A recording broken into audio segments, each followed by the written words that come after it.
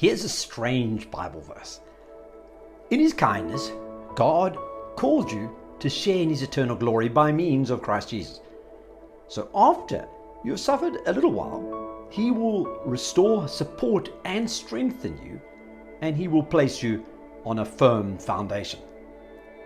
Now, the strange part is the suffering part. To my mind, couldn't it have been written that we are called to glory, and then we skip the second sentence? I mean, that would have made it a whole lot more comfortable, and I think I would have preferred it a lot more. Recently, I was watching a TV show that's called The World's Toughest Race. It's this multi-day, absolute crazy run, cycle, swim, paddle, crawl, suffer, endure, like through jungles, across seas, along rivers, up waterfalls. It's just endless. There's no sleep, there's no stopping. And when you're watching it, you may wonder, why in the world would people put their bodies through this crazy thing? Now, this is exactly the same thought that smashes into me like a ton of bricks when I run another ultra marathon. There's a point in these marathons where I'm so tired, I'm nauseous, I'm throwing it up, I'm dehydrated, and then I ask myself, why am I doing this? And at that moment, when you're at your lowest, when you're exhausted, it's vital that you have an answer to that question. And I've seen many runners close to the end simply giving up because they didn't have a good enough answer to that question. Now, for most endurance athletes, the answer is probably, well, the accomplishment of finishing.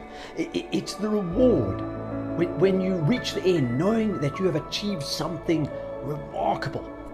It's hard to explain the emotion that despite absolute exhaustion, you feel incredible joy and exhilaration as you cross that finish line. But is it simply the achievement that's important? Well, this is a big part of it, but it's only part of it because there's something else. While you're putting your body under this immense stress and physical strain, what you're actually doing is you're breaking it down. But afterwards, something incredible happens. Your body heals. But not only does it heals stronger, making you ready to take on even greater challenges. And that's how exercise works. It breaks us down in order to build us up to become even fitter and stronger. Now, the COVID pandemic has shown us one thing is absolutely vital, and that is to develop our fitness and our immunity. This doesn't mean we all have to become ultra runners, but we do need to take care of our bodies. And while the first time you go out on a run or even a walk, it seems exhausting and it hurts us and it makes us tired and our muscles are aching, each time after a little bit of rest, we grow a bit stronger. Now we read in the letter to the Corinthians, however, the spiritual is not first, but the natural, and afterward, the spiritual. God teaches us that spiritual lessons are based on natural things.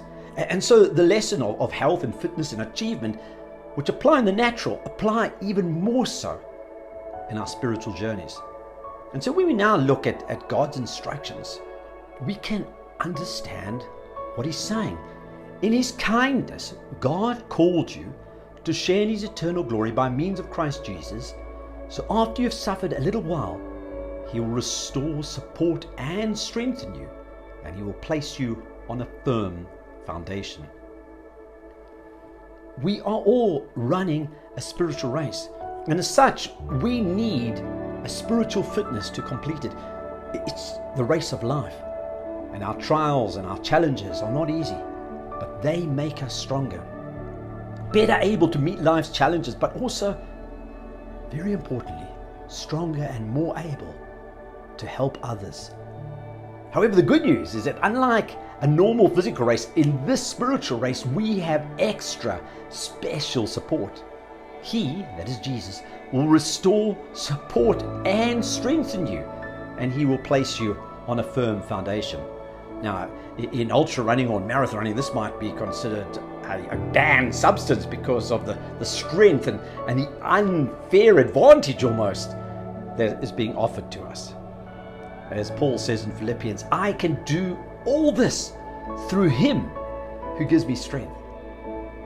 And so while our challenges often seem much more than we feel we can handle, let us take comfort that God is not only in every single detail, He's also giving us an incredible divine support and strength as He molds us so that we might grow to become, in every respect, the mature body of Him who is the head, that is Christ.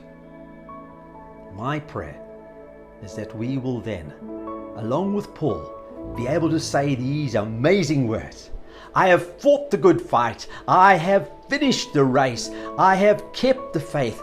Now there is in store for me the crown of righteousness, which the Lord, the righteous judge, will award to me on that day, and not only to me, but also to all who have longed for His appearing.